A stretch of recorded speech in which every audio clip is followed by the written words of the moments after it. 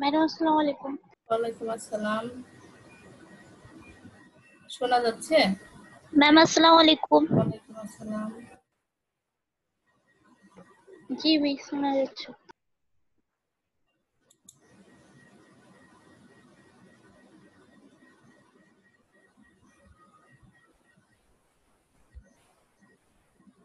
আসসালামু আলাইকুম ম্যাম। ওয়ালাইকুম আসসালাম। মিস আসসালামু আলাইকুম।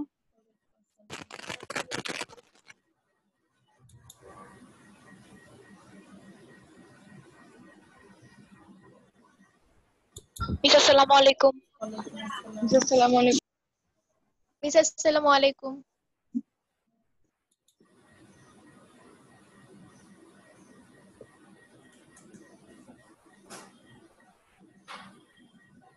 ম্যাডাম আসসালামু আলাইকুম। ওয়ালাইকুম আসসালাম।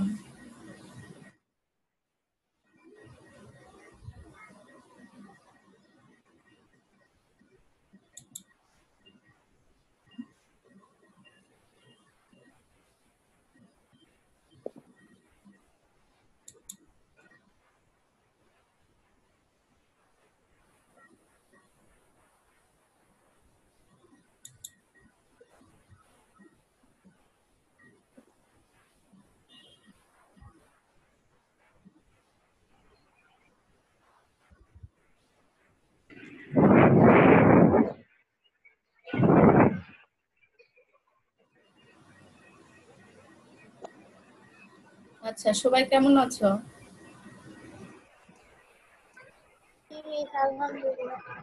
মিস আলহামদুলিল্লাহ ভালো। পড়াশোনা কেমন হচ্ছে বলো তো? ওয়ালাইকুম আসসালাম। পড়াশোনা কেমন হচ্ছে?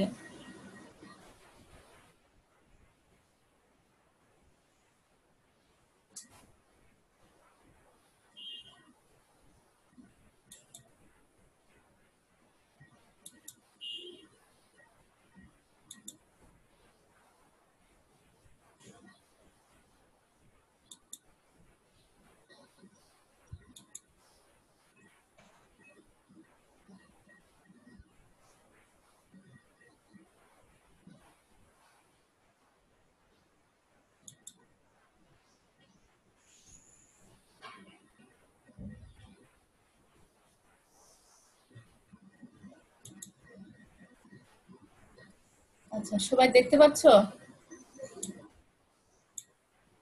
জি মিস। জি মিস।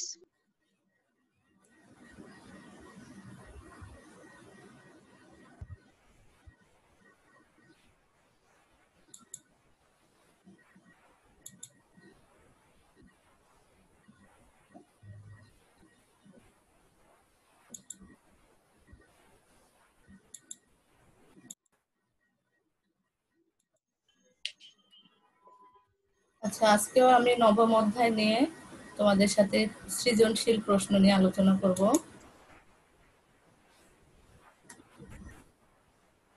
এখানে দেখো একটি উদ্দীপক রয়েছে, 3টি সমীকরণ দেওয়া রয়েছে। এই উদ্দীপকগুলো লক্ষ্য করে আমাদের এই প্রশ্নগুলোর উত্তর করতে হবে। প্রথম যে সমীকরণটি দেওয়া রয়েছে, হাইড্রোক্লোরিক অ্যাসিড আর সোডিয়াম হাইড্রোক্সাইড বিক্রিয়া করে সোডিয়াম ক্লোরাইড ও পানি উৎপন্ন করেছে। দ্বিতীয় বিক্রিয়া দেওয়া আছে হাইড্রোজেন সালফাইড ও ক্লোরিন বিক্রিয়া করে সালফার এবং হাইড্রোক্লোরিক অ্যাসিড উৎপন্ন করেছে। তৃতীয় বিক্রিয়ায় জিঙ্ক ও কপার সালফেট বিক্রিয়া করে জিঙ্ক সালফেট এবং কপার উৎপন্ন করেছে। এবার এই বিক্রিয়ার সাপেক্ষে আমাদের যে প্রশ্নগুলোর উত্তর করতে হবে, প্রথমে ক নং যে প্রশ্ন দেখো, টিন প্লেটিং। এখানে সপ্তম অধ্যায় লেখা রয়েছে। প্রশ্নটা সপ্তম অধ্যায় নয়, দশম অধ্যায়ের। তোমাদের দশম অধ্যায় এখনো সিলেবাসে নেই, কিন্তু সালের কোশ্চেন গুলো যেহেতু আমরা সলভ করাচ্ছি, তাই সবগুলো অধ্যায় মিলে ক খ আসলে জ্ঞানমূলক এবং অনুধাবনমূলক প্রশ্ন বইয়ের যে কোনো জায়গা থেকে যে কোনো অধ্যায় থেকেই হতে পারে। এই জন্য হয়তো এখানে দশম অধ্যায়ের 2টি প্রশ্ন চলে এসেছে ক এবং খয়ে, কিন্তু তোমাদের যখন আমরা স্কুলে পরীক্ষা নেব তখন ক খয়ে সিলেবাসের ভিতর থেকে যে অধ্যায়ের প্রশ্ন করা হবে, ক খয়ে সেই অধ্যায় থেকেই প্রশ্ন থাকবে। যেহেতু এখানে প্রশ্ন চলে এসেছে, আমরা এই প্রশ্নগুলো একটু সলভ করার চেষ্টা করি। দেখো, শুরুতেই রয়েছে টিন প্লেটিং কি। টিন প্লেটিং কি এটি জানতে গেলে আগে আমাদের যে জিনিসটি জানতে হবে যে তড়িৎ বিশ্লেষণ কি। তাহলে তড়িৎ বিশ্লেষণ কি সেই বিষয়টা জানার পরে আমরা প্রশ্নের উত্তরে চলে যাব। তাহলে দেখো টিন প্লেটিং কি, দেখো বলছে যে তড়িৎ বিশ্লেষণ পদ্ধতিতে লোহার উপর টিনের প্রলেপ দেওয়াকে টিন প্লেটিং বলে। অর্থাৎ টিন দিয়ে যদি মানে লোহার উপরে টিনের প্রলেপ দেওয়া, যে লোহার ধাতুর তৈরি যে জিনিসগুলো থাকে সেগুলোর উপর যদি আমরা টিনের প্রলেপ দিই সেইটাকে আমরা বলবো টিন প্লেটিং। কিন্তু দেখো শুরুতেই রয়েছে তড়িৎ বিশ্লেষণ পদ্ধতিতে। তাহলে এই সংজ্ঞাটি যদি আমরা না জানি যে আসলে তড়িৎ বিশ্লেষণ কাকে বলে, তাহলে এই প্রশ্নটি আমরা বুঝতে পারবো না। তাই আমি বলছি তোমরা মনোযোগ দিয়ে শোনো। তড়িৎ প্রবাহের মাধ্যমে কোনো পদার্থকে একাধিক পদার্থে বিশ্লেষিত করার বিষয়কে তড়িৎ বিশ্লেষণ বলে। আমি আবার বলছি, তড়িৎ প্রবাহের মাধ্যমে কোনো পদার্থকে একাধিক পদার্থে বিশ্লেষিত করার বিষয়কে তড়িৎ বিশ্লেষণ বলে। এর জন্য প্রয়োজন কি, আমাদের একটি যন্ত্রসজ্জা, সেই যন্ত্রসজ্জাকে আমরা বলি তড়িৎ বিশ্লেষণ। এবার এই তড়িৎ বিশ্লেষণে কি কি থাকে দেখো, একটা ধনাত্মক আয়ন থাকে যেটাকে আমরা ক্যাটায়ন বলি, আর একটা ঋণাত্মক আয়ন থাকে যেটাকে আমরা অ্যানায়ন বলি। ভালো করে খেয়াল করো, দুইটা আয়ন থাকে, একটা ক্যাটায়ন একটা অ্যানায়ন। এবার যে আয়ন ধনাত্মক চার্জযুক্ত হয় এবং যেটি ধনাত্মক চার্জযুক্ত সেটি কি করবে, তড়িৎ বিশ্লেষণ কালে ঋণাত্মক তড়িৎ দ্বার ক্যাথোডে আকৃষ্ট হয়। এবং দেখো যেখানে ঋণাত্মক তড়িৎ দ্বার আকৃষ্ট হয় সেটাকে আমরা ক্যাথোড বলি। এই যে প্রক্রিয়া হয় এটা ক্যাটায়ন। আর ক্যাটায়ন সবসময় ধনাত্মক চার্জযুক্ত। যেমন ধরো হাইড্রোক্লোরিক অ্যাসিড থেকে যদি আমরা H+ আয়ন নিই, অথবা অ্যামোনিয়াম হাইড্রোক্সাইড থেকে যদি আমরা অ্যামোনিয়াম আয়ন নিই, এই আয়নগুলো যদি পজিটিভ আকারে থাকে অর্থাৎ ধনাত্মক চার্জযুক্ত হয়, সেইগুলোকে আমরা বলবো ক্যাটায়ন। আর যে তড়িৎ বিশ্লেষণে মূলকগুলো, যে ধাতব আয়ন মূলকগুলো বা অধাতব আয়নের মূলকগুলো সাধারণত ঋণাত্মক চার্জযুক্ত হয়। আর ওই ঋণাত্মক চার্জযুক্ত আয়নগুলো কাকে আকর্ষণ করবে, ধনাত্মক তড়িৎ দ্বার অ্যানোডে আকৃষ্ট হবে, তখন তাকে আমরা বলবো অ্যানোড। যেমন অধাতব আয়ন কি কি হতে পারে, যে ক্লোরিন আয়ন হতে পারে, হাইড্রোক্সিল আয়ন হতে পারে, যে কোনোটাই হতে পারে। এবার এই যে তড়িৎ বিশ্লেষণ আর তড়িৎ বিশ্লেষণ যে ক্যাটায়ন এবং অ্যানায়নে বললাম, এই বিষয়টিতে যদি কারো কোনো প্রশ্ন থাকে আমাকে জিজ্ঞেস করতে পারো। ওয়ালাইকুম আসসালাম।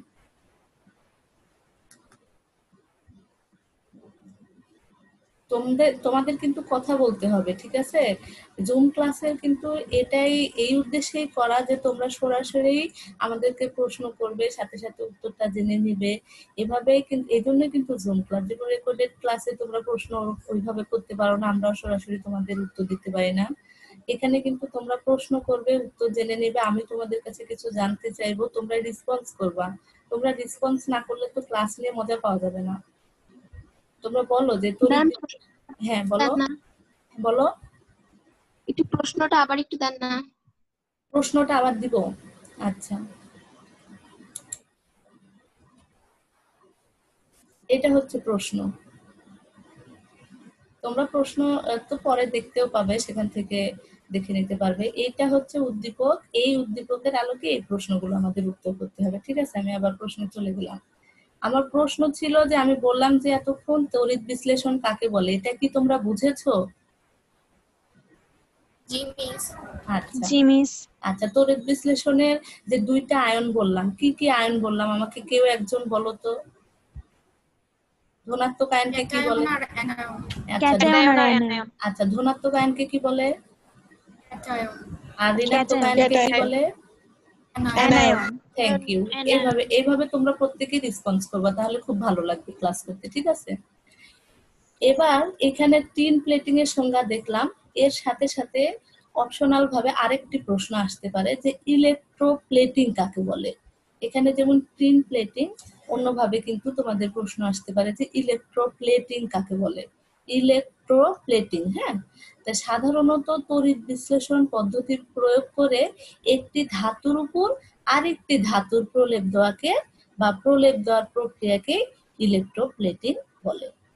এবার টিন প্লেটিং এর পরিবর্তে যদি ইলেকট্রোপ্লেটিং কি এটি আসে, তাহলে তোমরা এইভাবে উত্তর দিবে যে সাধারণত তড়িৎ বিশ্লেষণ পদ্ধতি প্রয়োগ করে একটি ধাতুর উপর আরেকটি ধাতুর প্রলেপ দেওয়াকে বলা হয় ইলেকট্রোপ্লেটিং। এর সাথে সাথে আরেকটা প্রশ্ন আসতে পারে এখানে যে গ্যালভানাইজিং কাকে বলে। কি কি ধরনের প্রশ্ন কয়ে আসতে পারে আমি সেগুলো তোমাদেরকে একটু বলছি। যে গ্যালভানাইজিং যদি বলে তাহলে হবে যে কোনো ধাতুর উপর জিঙ্কের প্রলেপ দেওয়া। তাহলে এখানে তিনটে বিষয় তোমাদের ভালো করে মনে রাখতে হবে যে টিন প্লেটিং বললে হবে লোহার উপর টিনের প্রলেপ দেওয়া, ইলেকট্রোপ্লেটিং বললে হবে সাধারণত তড়িৎ বিশ্লেষণ করতে একটি ধাতু, সেই ধাতুটার নাম আমাদের এখানে উল্লেখ থাকবে না যখন ইলেকট্রোপ্লেটিং বলবে, যে কোনো ধাতুর উপর আরেকটা ধাতুর প্রলেপ দেওয়া। আর যদি গ্যালভানাইজিং বলে তখন অবশ্যই কি বলতে হবে, যে কোনো ধাতুর উপর জিঙ্কের প্রলেপ দেওয়াকে গ্যালভানাইজিং বলে। বিষয়টা ক্লিয়ার সবার কাছে? ওকে, থ্যাংক ইউ। আচ্ছা, এবার আমরা ক্ষয়ে চলি। মিস ইলেকট্রোপ্লেটিংটা আরেকটু বলবেন? অবশ্যই। সাধারণত তড়িৎ বিশ্লেষণ পদ্ধতি প্রয়োগ করে একটি ধাতুর উপর আরেকটি ধাতুর প্রলেপ দেওয়াকে অথবা প্রলেপ দেওয়ার প্রক্রিয়াকে ইলেকট্রোপ্লেটিং বলে। বুঝতে পেরেছো? জি মিস। Thank you. আচ্ছা, এবার হচ্ছে খ নং প্রশ্ন কি ছিল, যে খ নং মিস আমাদের। আসসালামু আলাইকুম। ওয়ালাইকুম আসসালাম। এত পরে কেন? মিস এতক্ষণ ঢুকতে পারতেছিলাম না, ট্রাই করতেছিলাম। আচ্ছা, সমস্যা নেই। এবার দেখো ক্ষয়ে কি প্রশ্ন ছিল, যে সকল খনিজ আকরিক নয়। এটার উত্তরে আমরা কি লিখতে পারি, দেখো আমাদের প্রথমে তাহলে জানতে হবে যে আকরিক আমরা কাকে বলবো আর খনিজ আমরা কাকে বলবো। এটা জানার পরে আমরা এই প্রশ্নের উত্তর নিয়ে আলোচনা করব। তাহলে খনিজ, যাকে আমরা ইংরেজিতে মিনারেলস বলি, মাটির উপরিভাগে বা মাটির তলদেশে, ভালো করে খেয়াল করবে, মাটির উপরিভাগে বা মাটির তলদেশে যে সকল পদার্থ থেকে আমরা প্রয়োজনীয় দ্রব্যাদি বিভিন্ন প্রকার ধাতু বা অধাতু সংগ্রহ করে থাকি তাদেরকে খনিজ বলা হয়। আমি আবার বলছি, মাটির উপরিভাগ বা মাটির তলদেশে, হতে পারে মাটির উপরে, হতে পারে মাটির নিচে, তলদেশ থেকে যে সকল পদার্থ থেকে আমরা প্রয়োজনীয় দ্রব্যাদি যেমন বিভিন্ন প্রকার ধাতু বা অধাতু সংগ্রহ করে থাকি তাদেরকে খনিজ বলা হয়। আর যে অঞ্চল থেকে খনিজ উত্তোলন করা হয় তাকে আমরা বলি খনি, যে খনি থেকে এই পদার্থটি আহরিত হয়েছে। এইটা গেল তোমার হচ্ছে খনিজ কাকে বলে।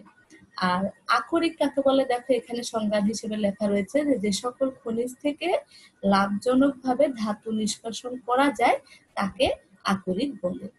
তাহলে দুইটি সংজ্ঞা আমরা জানলাম, যে খনিজ কোনগুলো আর আকরিক কোনগুলো। এবার আমরা দেখবো যে সব খনিজগুলোই কি আকরিক হয় নাকি আকরিক হতে গেলে আরো কিছু আলাদা বৈশিষ্ট্য থাকা প্রয়োজন। তাহলে দেখো, সকল খনিজ থেকে ধাতু নিষ্কাশন করা যায় না।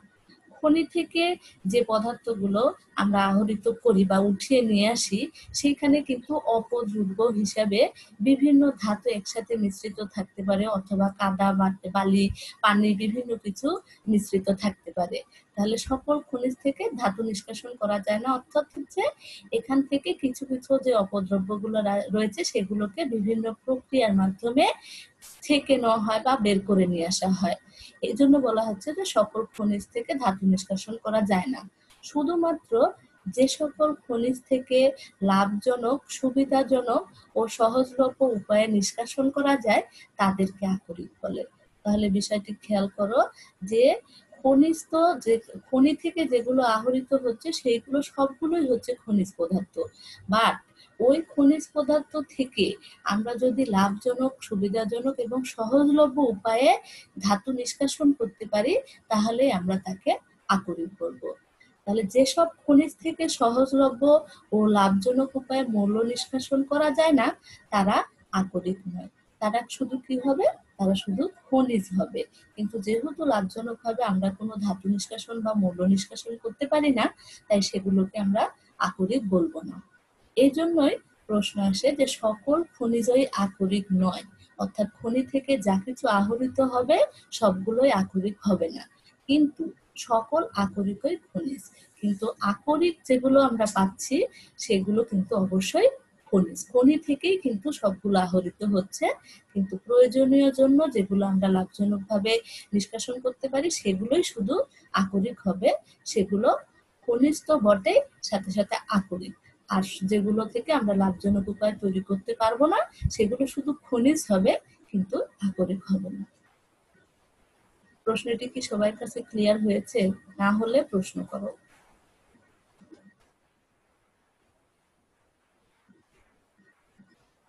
সবাই বুঝতে পেরেছো? জি মিস। জি মিস। আচ্ছা, যে জি মিস। খনিজগুলা আকরিক না ওগুলাকে কি বলে? যে খনিজগুলো আকরিক না সেগুলো তো খনিজ, শুধু সেগুলো খনিজ পদার্থ, বুঝছো? কিন্তু যেগুলো থেকে নিষ্কাশন করা যাবে তারা হবে আকরিক, ওগুলো শুধু খনিজ পদার্থ বলবো আমরা। ঠিক আছে? জি আচ্ছা, নাবিলা আছো? জি মিস। আচ্ছা, তোমার দায়িত্ব ওই যে আগের দিনের মতোই, তুমি পারলে স্ক্রিনশট দিয়ে ছবিগুলো আমাকে পার্সোনালি পাঠালেই হবে, হ্যাঁ, যে কারা কারা পার্টিসিপেন্ট আছে।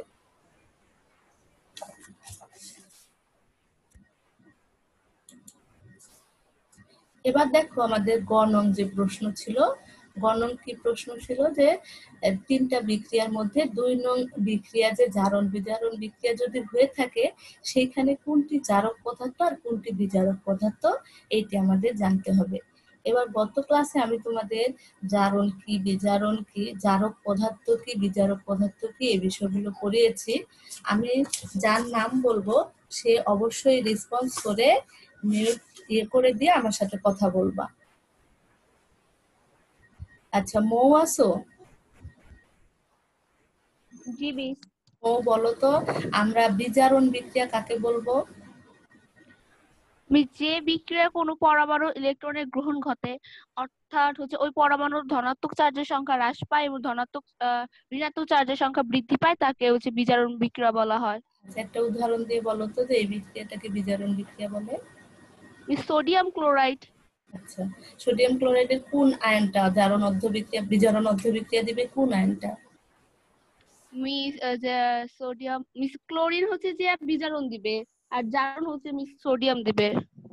আচ্ছা, ঠিক আছে। আচ্ছা, এবার রূপু আছো? রূপু,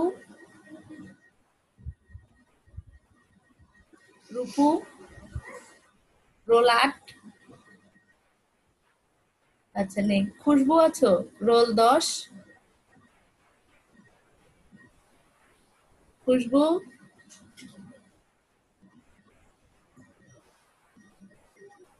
আচ্ছা, নীরা আছো? রোল 7 নীরা। জি মিস। হ্যাঁ, নীরা বলো তো জারক কাকে বলবো? মিস, যে বিক্রিয়ায় ইলেকট্রন, আবার যে বিক্রিয়ায় কোনো পরমাণু ইলেকট্রন গ্রহণ করে তাকে বিজারণ প্রক্রিয়া বলে, জারণ প্রক্রিয়া বলে। আমি তোমাকে বলেছি বিজারক কাকে বলে, বিজারক। ও বিজারক। হ্যাঁ মিস, যে প্রক্রিয়ায় পরমাণু ইলেকট্রন প্রদান করে, মানে গ্রহণ হ্যাঁ, করে। প্রদান করে, গ্রহণ করে বললে তো হবে না, ইলেকট্রন প্রদান করে বা ছেড়ে দেয়। ঠিক আছে? আচ্ছা, ঠিক আছে, ধন্যবাদ। আচ্ছা, এবার দেখো আমাদের যে প্রশ্নটা ছিল সেই প্রশ্ন আমরা আলোচনায় আসি, যে জারণ বিজারণ বিক্রিয়ায় যে বিক্রিয়ক ইলেকট্রন গ্রহণ করে তাকে জারক বলে, আর যে বিক্রিয়ক ইলেকট্রন প্রদান করে তাকে বিজারক বলে, যে সংজ্ঞাটা আমরা আগেও জেনে এসেছি। এবার 2 নং বিক্রিয়ার সমতাকৃত রূপ, দেখো এখানে হাইড্রোজেন সালফাইড ক্লোরিনের সাথে বিক্রিয়া করে সালফার এবং সাথে সাথে হাইড্রোক্লোরিক অ্যাসিড। যেহেতু এখানে ক্লোরিন 2টা রয়েছে আবার এই পাশে হাইড্রোজেন 2টা রয়েছে, তাই সমতা করার জন্য হাইড্রোক্লোরিক অ্যাসিডের আগে 2 দেওয়া হয়েছে। এজন্য কিন্তু লেখা হয়েছে যে 2 নং বিক্রিয়া সমতাকৃত রূপ, মানে সমতা করার পরে এই রূপটি দাঁড়ালো। এবার এই বিক্রিয়াটির আয়নিক রূপ কেমন হবে সেটি আমরা দেখব। তাহলে দেখো এখানে হাইড্রোজেন সালফাইড, সেখান থেকে কি আয়ন হবে? হাইড্রোজেন আয়ন হবে আর সাথে সালফাইড আয়ন হবে। তাহলে হাইড্রোজেন আয়ন যেহেতু এখানে 2টা হাইড্রোজেন রয়েছে তাহলে 2H+ আয়ন, আর এখানে সালফাইড হবে 2টা ইলেকট্রন গ্রহণ করে 2- হবে। সাথে ক্লোরিন যেটা ছিল সেটা তো থাকলো, এখান থেকে সালফার তো উৎপন্ন হবে। সাথে হাইড্রোক্লোরিক অ্যাসিডের কি কি আয়ন হয়, H+ হয় আর ক্লোরিন মাইনাস হয়। যেহেতু হাইড্রোজেনের দুইটা, ক্লোরিন আয়নও দুইটা, ক্লোরিন মৌলও দুইটা, তাই জন্য এখানে 2 দিয়ে এটাকে বিক্রিয়ার সমতাকৃত রূপটা দেখানো হয়েছে। এরপর এ পাশে ঠিক থাকলো, বাম পাশে যা ছিল তাই রাখলাম, শুধু ডান পাশে এসে এই যে বাহিরের 2টা ছিল, এই 2 দিয়ে ভিতরে দেখো আমরা গুণ করে দিলাম যে 2H+ প্লাস হচ্ছে 2Cl-। এবার এই বিক্রিয়াটিতে H2 মানে সালফাইড আয়ন কি করেছে, দুটি ইলেকট্রন ত্যাগ করে সালফার পরমাণুতে পরিণত হয়। বিষয়টি ভালো করে খেয়াল করো যে দুইটি ইলেকট্রন ত্যাগ করে সালফার পরমাণুতে পরিণত হয়। তাহলে যেহেতু ইলেকট্রন ত্যাগ ঘটছে, তাই এই বিক্রিয়াকে আমরা জারণ বিক্রিয়া বলবো। আর এটা যেহেতু বিক্রিয়ার অর্ধেক অংশ, তাই এটাকে আমরা জারণ অর্ধ বিক্রিয়া বলছি। তাহলে দেখো সালফাইড দুইটা ইলেকট্রন কি হলো, এইখানে যে ইলেকট্রনটা আমি গত ক্লাসেও বলেছিলাম, আবারও বলছি, তোমরা ইলেকট্রন সব সময় বাম পাশে ত্যাগ বা গ্রহণ যেটাই দেখাও না কেন সব সময় বাম পাশে দেখাবা। তাহলে কি হবে, এখানে H2- মানে সালফাইড আয়ন এই পাশে যেহেতু যোগ দেখিয়েছে, তাহলে তোমরা যদি বাম পাশে দেখাতে চাও তাহলে দিতে হবে -2 ইলেকট্রন মাইনাস, অর্থাৎ সালফাইড আয়ন থেকে দুইটা ইলেকট্রন ত্যাগ করে সালফার মৌলে বা পরমাণুতে পরিণত হয়েছে। তাহলে যেহেতু এখানে ইলেকট্রন ত্যাগ করে সালফার পরমাণুতে পরিণত হয়েছে, তাই এটাকে আমরা বলবো হচ্ছে বিজারক পদার্থ। তাহলে আমার প্রশ্ন ছিল যে 2 নং বিক্রিয়া কোনটি বিজারক পদার্থ এবং কোনটি জারক পদার্থ, সেটাই আমাদের দেখাতে হবে। তার যেহেতু এটা ইলেকট্রন ত্যাগ করেছে, তাই সালফাইড আয়ন হচ্ছে বিজারক পদার্থ। এটা গেল এই প্রশ্নের অর্ধেকের উত্তর। অন্যদিকে কি হয়েছে, ক্লোরিন অণু কি করছে দেখো, ওই সালফাইড আয়ন কর্তৃক ত্যাগকৃত ইলেকট্রন, যে সালফাইড আয়ন যে দুইটা ইলেকট্রন ত্যাগ করলো, সেই দুইটা ইলেকট্রন আবার কে গ্রহণ করলো, ক্লোরিন গ্রহণ করে দেখো দুটি ক্লোরাইড আয়নে পরিণত হয়। যেহেতু ওই সালফাইড কর্তৃক ত্যাগকৃত ইলেকট্রন কে গ্রহণ করলো, ক্লোরিন গ্রহণ করলো, করে ক্লোরাইড আয়নে পরিণত হলো, তাহলে সেই বিক্রিয়াকে আমরা বলি বিজারণ অর্ধ বিক্রিয়া। তাহলে দেখো কি দাঁড়ালো, ক্লোরিন +2 ইলেকট্রন বিক্রিয়া করে দেখো আমাদের হয়েছে দুটি ক্লোরাইড আয়ন। যেহেতু এখানে ইলেকট্রনের গ্রহণ ঘটেছে, অর্থাৎ ক্লোরিন ইলেকট্রন গ্রহণ করেছে, তাই ক্লোরিন হচ্ছে জারক পদার্থ। এখানে যদি কারো কোনো প্রশ্ন থাকে জিজ্ঞেস করতে পারো।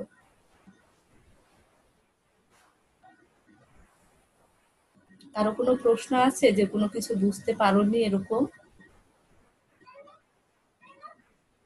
ম্যাম জারণ বিজারণটা আরেকবার বোঝানো যাবে?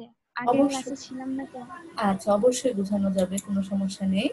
আচ্ছা, জারণ আমরা কাকে বলি আর বিজারণ কাকে বলি, এই সংজ্ঞাগুলো খুব ভালো করে তোমরা আগে জেনে নিবা। আমি প্রথমে তোমাদেরকে হচ্ছে জারণ বিজারণ বিক্রিয়ায় কি কি হতে পারে সেগুলো বলতেছি। যে জারক কোনগুলো, দেখো, যে বিক্রিয়কটি ইলেকট্রন গ্রহণ করে তাকে জারক বলে। তাহলে আর কোন বিক্রিয়াকে আমরা হচ্ছে যে জারণ বিক্রিয়া বলবো, যে বিক্রিয়া ইলেকট্রন বর্জন ঘটে। ভালো করে খেয়াল করবে, জারক হচ্ছে যে বিজারণ যেটা সংঘটিত হয় সেটা হচ্ছে জারক, আর বিজারক হচ্ছে যেটা জারণ ক্রিয়া সংঘটিত হয়। তাহলে জারক হচ্ছে ইলেকট্রন গ্রহণ করে, তারা হচ্ছে জারক, আর বিজারক হচ্ছে যারা ইলেকট্রন বর্জন করে। আর অন্যদিকে হচ্ছে যে সকল পদার্থ ইলেকট্রন গ্রহণ করে, আমরা অন্যভাবে কি বলতে পারি, যে কোনো বিক্রিয়ায় যে পদার্থ ইলেকট্রন গ্রহণ করে এবং বিজারিত হয় তাকে জারক বলে। সংজ্ঞা হিসেবে আমরা কিন্তু দুটি বলছি, যে যে বিক্রিয়কটি ইলেকট্রন গ্রহণ করে তাকেও জারক বলতে পারি, অথবা পুরো বিক্রিয়ায় যে পদার্থ ইলেকট্রন গ্রহণ করে এবং বিজারিত হয় তাকে জারক বলে। এই দুইটা সংজ্ঞাই আমরা দিতে পারি। আর কোনগুলো জারক হয়, সাধারণত অধাতু, যেমন অক্সিজেন, ফ্লোরিন, ক্লোরিন, ব্রোমিন ইত্যাদি ইলেকট্রন গ্রহণ করে অষ্টক পূর্ণ করে, তাই এদেরকে জারক বলে। এবার আসি বিজারক। জারণ বিক্রিয়ায় যে বিক্রিয়কটি ইলেকট্রন ত্যাগ করে তাকে আমরা বিজারক পদার্থ বলি। অন্যভাবে আমরা কি বলতে পারি, যে একটি বিক্রিয়ায় যে পদার্থ ইলেকট্রন দান করে এবং জারিত হয় তাকে বিজারক বলে। এই হলো জারণ এবং জারক এবং বিজারকের বিষয়। আর জারণ হচ্ছে যে বিক্রিয়া ইলেকট্রন বর্জন ঘটে তাকে জারণ বিক্রিয়া বলে, আর যে বিক্রিয়া ইলেকট্রন গ্রহণ ঘটে তাকে বিজারণ বিক্রিয়া বলে। বুঝতে পেরেছো তুমি?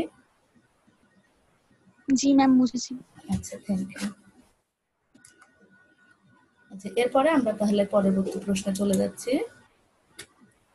ঘ নং প্রশ্ন কি ছিল আমাদের, যে তিনটি বিক্রিয়া রয়েছে তার মধ্যে থেকে 1 নং আর হচ্ছে 3 নং বিক্রিয়া, এটা কোনটা কোন ধরনের বিক্রিয়া, কোনটা রিডক্স বিক্রিয়া। আচ্ছা, রিডক্স আর নন রিডক্স, এটা থেকে কিন্তু তোমরা বুঝতে পারছো রিডক্স মানে হচ্ছে রিডাকশন অক্সিডেশন দুইটাই বিক্রিয়া, অর্থাৎ জারণ এবং বিজারণ বিক্রিয়া সংঘটিত হবে।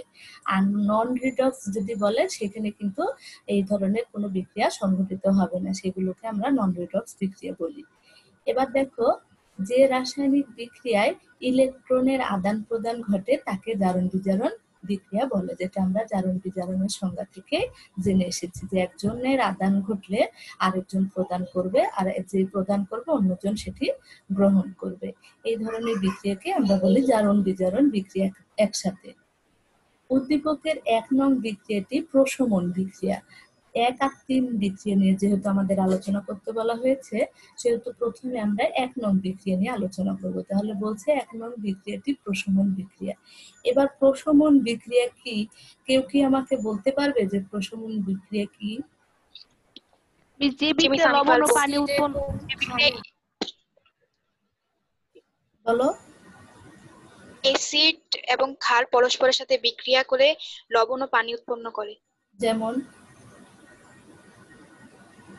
যেমন hydrochloric acid plus sodium hydroxide বিক্রিয়া করে সোডিয়াম ক্লোরাইড এবং পানি উৎপন্ন করে। সোডিয়াম ক্লোরাইড, লবণ এবং পানি। থ্যাংক ইউ, তোমাকে ধন্যবাদ। আচ্ছা, তাহলে দেখো, তাহলে 1 নং বিক্রিয়াটি প্রশমন বিক্রিয়া কেন? যেহেতু একটি অ্যাসিড, যেমন হচ্ছে এখানে দেখো হাইড্রোক্লোরিক অ্যাসিড, আর একটি ক্ষার সোডিয়াম হাইড্রোক্সাইড বিক্রিয়া করে সোডিয়াম ক্লোরাইড এবং পানি উৎপন্ন করেছে, সেহেতু আমরা এই বিক্রিয়াকে প্রশমন বিক্রিয়া বলতে পারি। কেন বলতে পারি? দেখো, এই বিক্রিয়ায় ইলেকট্রনের কোনো স্থানান্তর হয়নি, অর্থাৎ ইলেকট্রন কিন্তু যা ছিল বিক্রিয়ক এবং উৎপাদে ইলেকট্রন কোনো ত্যাগ বা গ্রহণ হয়নি। বিক্রিয়কে বিদ্যমান কোনো মৌল ইলেকট্রন গ্রহণ কিংবা ত্যাগ করেনি, অর্থাৎ মৌলসমূহের জারণ সংখ্যা অপরিবর্তিত রয়েছে। অর্থাৎ জারণ সংখ্যা কিন্তু দেখো, এই পাশে সোডিয়াম প্লাস ছিল, এই পাশে সোডিয়াম প্লাস, এই পাশে ক্লোরিন মাইনাস ছিল, এখানে ক্লোরিন মাইনাস, এখানে এইচ প্লাস ছিল, এখানে এইচ প্লাস, আবার এখানে হাইড্রোক্সিল আয়ন, এখানে হাইড্রোক্সিল আয়ন। তার মানে কোনরূপ কিন্তু ইলেকট্রন ত্যাগ বা গ্রহণ ঘটেনি, শুধুমাত্র কি করেছে, এখানে সোডিয়াম আয়ন এই পাশে ক্লোরিন আয়নের সাথে বিক্রিয়া করে সোডিয়াম ক্লোরাইড হয়েছে, আর এখান থেকে হাইড্রোজেন আয়ন, আর এখানে হাইড্রোক্সিল আয়ন মিলে পানি হয়েছে, কিন্তু কোনরূপ ইলেকট্রন ত্যাগ বা গ্রহণ ঘটেনি। তাই 1 নং বিক্রিয়াটি জারণ বিজারণ বিক্রিয়া নয়। তাহলে বলা ছিল যে 1 নং বিক্রিয়া এবং 3 নং বিক্রিয়া কোনটি জারণ বিজারণ বিক্রিয়া এবং কোনটি নয়, তার কারণ ব্যাখ্যা করতে বলা হয়েছিল। তাহলে 1 নং থেকে আমরা জানলাম যে যেহেতু এটি কোনরূপ ইলেকট্রন গ্রহণ বা ত্যাগ করেনি, তাই এটি হচ্ছে জারণ বিজারণ বিক্রিয়া নয়, শুধুমাত্র প্রশমন বিক্রিয়া। এবার এইখানে আরেকটি প্রশ্ন আসে পরীক্ষায়, যে প্রশমন বিক্রিয়া সর্বদাই তাপ উৎপন্ন হয়, তো যখন তাপ উৎপন্ন হয় সেই বিক্রিয়াকে আমরা কি বিক্রিয়া বলি বলো তো কেউ একজন? তাপ উৎপাদী বিক্রিয়া। তাপ উৎপাদী বিক্রিয়া। এবং এই যে বিক্রিয়া সোডিয়াম হাইড্রোক্সাইড এবং হাইড্রোক্লোরিক অ্যাসিডের বিক্রিয়া, যে সোডিয়াম ক্লোরাইড এবং পানি উৎপন্ন হচ্ছে, এখানে ডেল এইচ অর্থাৎ তাপটা কতটুকু উৎপন্ন হয় জানা আছে কারো? আচ্ছা, আমার মনে হয় কারো জানা নেই। 7ম অধ্যায়ে কিন্তু এটি সম্পর্কে ভালোভাবে লেখা আছে, তোমরা বইটা আরো ভালো করে পড়বে। এখানে হচ্ছে সর্বদাই তাপ উৎপন্ন হয় -57.34 কিলোজুল। হ্যাঁ, খেয়াল রেখো, -57.34 কিলোজুল। এবার যে প্রশ্নটা এখান থেকে হয়, যে সর্বদাই এই তাপের মান, প্রশমন বিক্রিয়া যে কোনো অ্যাসিড খান নাও না কেন, প্রশমন বিক্রিয়া এই তাপের মান সর্বদাই ধ্রুব থাকে। কেন ধ্রুব থাকে, এই প্রশ্নটা পরীক্ষায় আসে। যেহেতু এখানে প্রশমন বিক্রিয়া নিয়ে আলোচনা করছি, তাই এই প্রশ্নটির উত্তরও আমি তোমাদের এখানে দিয়ে রাখছি, যেন পরবর্তীতে এই প্রশ্নটি আসলে তোমরা উত্তর করতে পারো। তাহলে কি হবে দেখো, প্রশমন বিক্রিয়ায় অ্যাসিড H+ আয়ন সরবরাহ করে, যেটা আমরা দেখে আসলাম। আর হচ্ছে ক্ষার কি করে, হাইড্রোক্সিল আয়ন সরবরাহ করে, যা পরস্পরের সাথে বিক্রিয়া করে কি উৎপন্ন হয়, এই যে এখানে দেখো অ্যাসিড থেকে H+ হলো আর ক্ষার থেকে হাইড্রোক্সিল হলো, সেইটা মিলে দেখো এই যে আমাদের H2O কিন্তু পানি উৎপন্ন হয়েছে। তাহলে এই যে পানি উৎপন্ন হচ্ছে, প্রত্যেকটা প্রশমন বিক্রিয়ায় অ্যাসিড ক্ষার কিন্তু যেটাই হোক না কেন লবণ আর পানি উৎপন্ন হবে। লবণটা আলাদা হবে অ্যাসিড ক্ষারের উপর নির্ভর করে, কিন্তু পানি কিন্তু প্রত্যেক ক্ষেত্রে উৎপন্ন হবে। যেহেতু প্রত্যেক ক্ষেত্রে পানি উৎপন্ন হবে, তাই সর্বদাই তাপের মান কিন্তু -57.34 কিলোজুল হয়। এবার এই যে দ্রবণে দেখো এই পাশে সোডিয়াম আয়ন, এই পাশে ক্লোরিন আয়ন, এই দুইটা মিলে যে সোডিয়াম আয়ন এবং ক্লোরাইড আয়ন হলো, মিলে যে সোডিয়াম ক্লোরাইড হলো, এখানে আরেকটি প্রশ্ন আসে যে দর্শক আয়ন কাকে বলে। এই যে এই দ্রবণে উপস্থিত সোডিয়াম এবং ক্লোরিন, দেখো এ পাশেও সোডিয়াম আয়ন, এ পাশেও ক্লোরাইড আয়ন মিলে সোডিয়াম ক্লোরাইড যে হলো, সেটাতে এই আয়নদ্বয় বিক্রিয়ায় অংশগ্রহণ করে না। তার মানে কি বোঝাচ্ছে, যে এইখানে হচ্ছে যে পাশে দেখো এখানে পানি হওয়ার কারণে কিন্তু তাপ উৎপন্ন হয়, যেটার মান আমি বললাম -57.34 কিলোজুল। কিন্তু বিক্রিয়ায় যে লবণ উৎপন্ন হবে, লবণ উৎপন্ন হওয়ার জন্য অ্যাসিড থেকে যে আয়ন এবং ক্ষার থেকে যে আয়ন পাবে, সেই আয়ন দুটির কিন্তু কোনো পরিবর্তন হবে না। অর্থাৎ এই আয়নদ্বয় কিন্তু বিক্রিয়ায় কোনরূপ অংশগ্রহণ করবে না, জাস্ট দুইজন পরস্পরের সাথে মিশে একটি লবণ উৎপন্ন করবে। তাহলে যেহেতু এই বিক্রিয়ায় সোডিয়াম প্লাস এবং ক্লোরাইড মাইনাস আয়নদ্বয় বিক্রিয়ায় অংশগ্রহণ করে না, তাই এদেরকে দর্শক আয়ন বলে। বিষয়টি ক্লিয়ার? যে দর্শক আয়ন যদি প্রশ্ন আসে পরীক্ষায় যে দর্শক আয়ন কাকে বলে, তাহলে আমরা কি করব, এই বিক্রিয়াটি দিব, দেওয়ার পরে বলবো যে এই বিক্রিয়ায় উপস্থিত সোডিয়াম আয়ন এবং ক্লোরাইড আয়নদ্বয় বিক্রিয়ায় অংশগ্রহণ করে না, তাই এদেরকে দর্শক আয়ন বলে। বুঝতে পেরেছো? আচ্ছা, এবার আরেকটি প্রশ্ন এখান থেকেই হতে পারে যে প্রশমন তাপ কাকে বলে। যে 1 মোল পানি উৎপন্ন করতে যে পরিমাণ তাপ উৎপন্ন হয় তাকে প্রশমন তাপ বলে। এই প্রশ্নটি যদি আসে কোথাও 1 মার্কসের জন্য, যে প্রশমন তাপ আমরা কাকে বলবো, তাহলে কি হবে, যে 1 মোল পানি উৎপন্ন করতে যে পরিমাণ তাপের প্রয়োজন তাকে প্রশমন তাপ বলে। এই গেল প্রশমন বিক্রিয়া, যে 1 নং বিক্রিয়া প্রশমন বিক্রিয়া, যেখানে কোনো ইলেকট্রনের আদান প্রদান ঘটেনি, তাই 1 নং বিক্রিয়াকে আমরা জারণ বিজারণ বিক্রিয়া বলতে পারবো না। এবার 3 নং বিক্রিয়াটি কি ধরনের বিক্রিয়া সেটা আমরা দেখি। যে বলা রয়েছে 3 নং বিক্রিয়াটি প্রতিস্থাপন বিক্রিয়া। তাহলে প্রতিস্থাপন বিক্রিয়া কি সেই বিষয়টি আগে আমাদের জানা প্রয়োজন। কোনো অধিক সক্রিয় মৌল বা যৌগমূলক অপর কোনো কম সক্রিয় মৌল বা যৌগমূলককে যদি প্রতিস্থাপন করে নতুন যৌগ উৎপন্ন করে, সেই প্রক্রিয়াকে বলবো আমরা প্রতিস্থাপন বিক্রিয়া। আমি আবার বলছি, কোনো অধিক সক্রিয় মৌল বা যৌগমূলক অপর কোনো কম সক্রিয় মৌল বা যৌগমূলককে প্রতিস্থাপন করে নতুন যৌগ উৎপন্ন করার প্রক্রিয়াকে প্রতিস্থাপন বিক্রিয়া বলে। যেমন জিঙ্ক সালফিউরিক অ্যাসিড বিক্রিয়া করে জিঙ্ক সালফেট এবং হাইড্রোজেন উৎপন্ন করে, শুধুমাত্র কি হবে, স্থানটা পরিবর্তন হবে, একজনের জায়গা আরেকজন এসে বসে যাবে, সে ওখান থেকে উঠে তার জায়গায় যে বসে যাবে, এটা হচ্ছে প্রতিস্থাপন বিক্রিয়া। তাহলে দেখো এখানে যে বিক্রিয়া ছিল জিঙ্ক আর হচ্ছে কপার সালফেট, তাহলে কপার থেকে দুইটা আয়ন কপার 2+ এবং সালফেট আয়ন তৈরি হয়। অন্যদিকে জিঙ্ক কি করবে, দুইটা ইলেকট্রন ছেড়ে দিয়ে জিঙ্ক 2+ হবে, সালফেট আয়নটার কোনো পরিবর্তন হবে না। আর কপারটা কি হবে, এখানে কপার 2+ থেকে দুইটা ইলেকট্রন ত্যাগ করে দুইটা ইলেকট্রন গ্রহণ করে কপার মৌলে পরিণত হবে। এখানে দেখো জিঙ্ক দুটি ইলেকট্রন দান করেছে, যেহেতু জিঙ্ক থেকে জিঙ্ক 2+ হয়েছে, তার মাত্র সেজন্য আমরা কি বলছি, যে দুইটি ইলেকট্রন দান করেছে বা ত্যাগ করেছে, করে জিঙ্ক 2+ আয়নে পরিণত হয়েছে।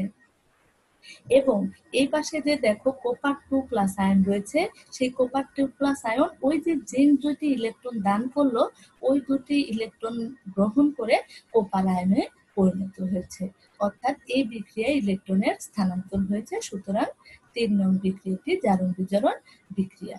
তাহলে বুঝতে পারলাম যে এটা হচ্ছে জারণ বিজারণ। কেন? যে জিঙ্ক হচ্ছে দুটি ইলেকট্রন দান করে জিঙ্ক 2+ আয়ন, দেখো বিক্রিয়কে শুধু জিঙ্ক ছিল, উৎপাদে জিঙ্ক 2+ হয়েছে, তার মানে দুইটা ইলেকট্রন ত্যাগ করেছে। অপরদিকে বিক্রিয়কে দেখো কপার 2+ ছিল, সেখান থেকে উৎপাদে হয়েছে শুধু কপার, তার মানে কপার 2+ দুইটা ইলেকট্রন গ্রহণ করে আমার হচ্ছে কপার আয়নে পরিণত হয়েছে। যেহেতু ইলেকট্রনের স্থানান্তর হয়েছে তাই এটিকে আমরা জারণ বিজারণ বিক্রিয়া বলি। তো কিভাবে ইলেকট্রন স্থানান্তর হলো দেখো, জারণ বিজারণ বিক্রিয়ায় মৌলসমূহের জারণ সংখ্যার পরিবর্তন হয়।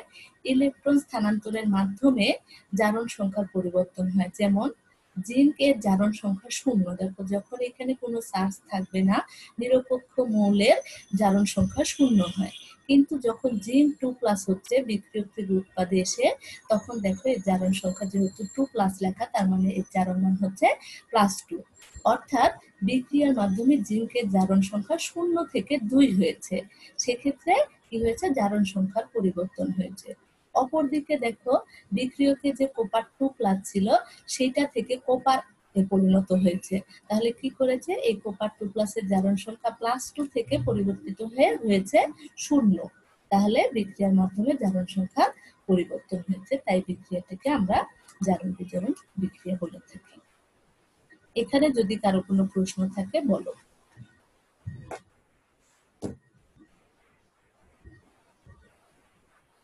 কারো কোনো প্রশ্ন নেই? মিস বলো। কোশ্চেন দেখে আবার একটু দেখাতে পারবেন মিস? এসএস এসএস নিতাম। আচ্ছা,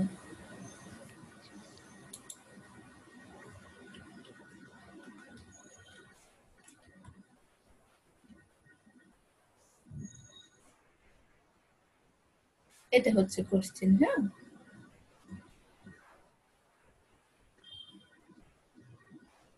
মিস থ্যাঙ্কস।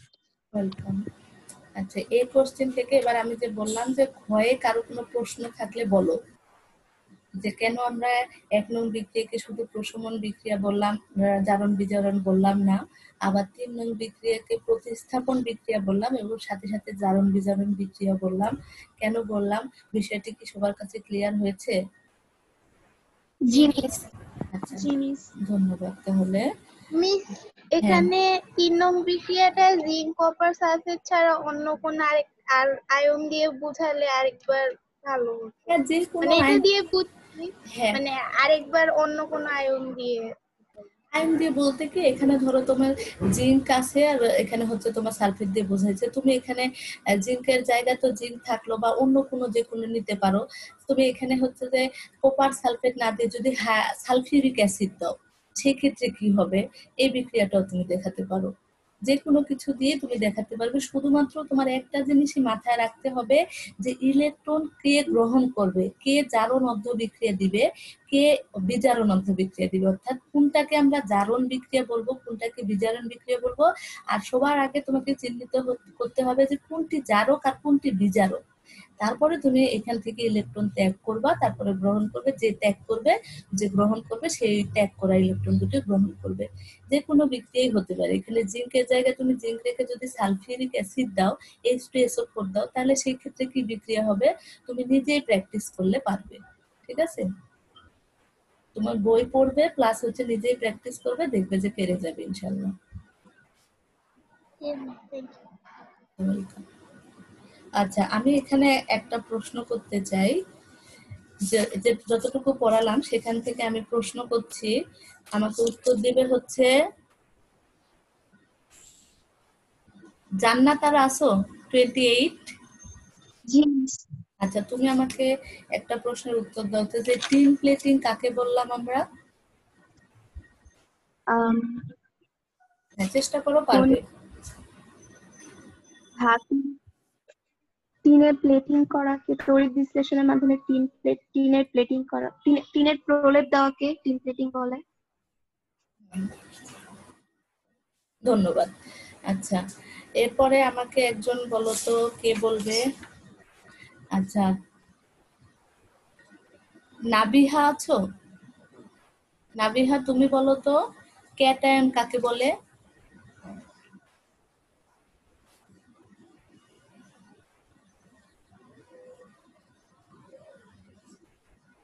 আমি কিন্তু তোমাদের রোল দেখতে পাচ্ছি। নাবিলা বের হয়ে চলে গেলে কি? যাই হোক, নাবিলা তুমি কি স্ক্রিনশট দিয়েছো? জি মিস, নিয়েছি।